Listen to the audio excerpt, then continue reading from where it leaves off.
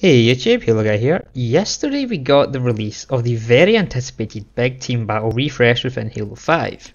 Now, in the last video I stated that this would become ranked. And that is still happening, but not until they test the waters with all the new maps and game settings to make sure everything's nice and balanced.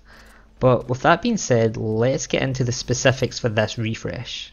343 stated that they have 6 main goals that they want to accomplish within the refresh, and they were: update the game modes to improve the gameplay experience for all skill levels, improve the framerate performance on all of the maps, establish consistent weapon and vehicle spawns across all of the maps, increase the likelihood of objective modes ending with the score maxing out rather than the time running out, maintain BTB's identity, and finally find a good balance in the delicate dance of infantry and vehicle combat within the modes. They seem fairly confident in what they've done with the mode, and from what I've played so far within the playlist, it actually feels a lot better to play. So in total, the update was a success in my opinion. But with these goals laid out, let's have a look at the maps. Now, on top of the refreshes to all 12 existing maps, there's actually 7 brand new maps coming into the mode that we've never seen before, bringing the total number of BTB maps up to an astonishing 19. Which is honestly the total amount of maps that most games have across their entire game, not just one mode. Now obviously these maps are forged by the community and aren't dev made, so it's not really a fair comparison, but I'd still say we should have some dev maps for BTB, but it's a bit too late for that for Halo 5. Hopefully Halo Infinite will have plenty of dev made BTB maps with community forged maps just sort of sprinkled on top to sweeten everything. But anyway, on to the maps. The 7 new additions to the map pool are as follows: Crossbow, Fossil, Hinterlands, Minder, Panic Attack, Pioneer, and Voyager. I'll have some screenshots of each map in the background for you to get a cheeky glimpse into each one, but they honestly look pretty cool and I can't wait to play on each one, since I'm not having much luck actually matchmaking these in the playlist. Maybe if there was a voting or veto system, but like I said, all of the original 12 maps have been revamped and you'll be seeing Entombed in the background gameplay, since I did pretty well with that game and I'll probably just use that footage. Honestly though, jump into this playlist and let me know how you're enjoying the brand new maps in the comments down below. I'll be interested to hear what you guys think of all of the changes. Maps weren't the only new addition to BTB.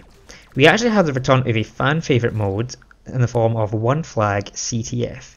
Now if you have no idea what One Flag CTF is because you're a complete peasant, it's a CTF variant where one team defends the flag and the other team tries to capture it and bring it to their base.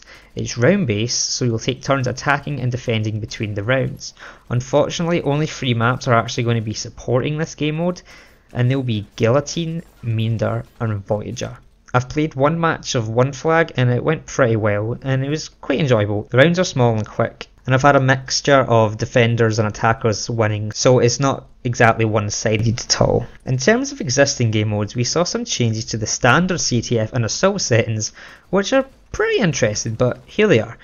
You'll no longer need your flag at the home base to capture the flag, so stalemates will decrease drastically with this update, making the games flow a lot better and not having someone sit at the back of a base holding a flag bored out their minds, taking pot shots with their Magnum. A much needed change in my opinion, and so far I'm enjoying this change. And from what I've played of the new CTF settings, there have been no stalemates and all of my games have ended in us actually capping the flags, or the enemy team capping all flags. For the assault changes, there's a new spawn inflow insert in place that will stop the enemy spawning next to you when you're holding the bomb in their base. This means that the opposing team can't just spawn in and kill you without having to at least sprint over for a second. In addition to this change, we also have a difference in how you can score points. Like normal, you can hold the bomb in the zone for 5 seconds to have the bomb detonate, but if you drop it in the zone, then the timer will still increase, but only at half the speed, so it'll take a total of 10 seconds. This means that you could drop the bomb in the zone in order to defend yourself from defenders, and pick it back up when it's clear. It also means that if you die, the bomb could still potentially detonate if the enemy don't get to it in time to disarm it. Hopefully these changes will also stop games ending in nils, which used to happen a lot to me in the previous BTB settings, since those kinds of games are usually very dull and anticlimactic in comparison to a game ending in an epic bomb charge or flag pull. Now, there were some rumours floating around about the starting weapons changing to the Magnum, but apparently they were only testing these weapons out in the playtesting matches, and in testing they found that the standard BR still works the best since high skill players aren't able to just laser you across the map due to the weapon's vertical recoil. There's still Magnum spawns on the map, so if you would prefer to use a Magnum, then find the spawns, memorise them, and treat them like power weapons.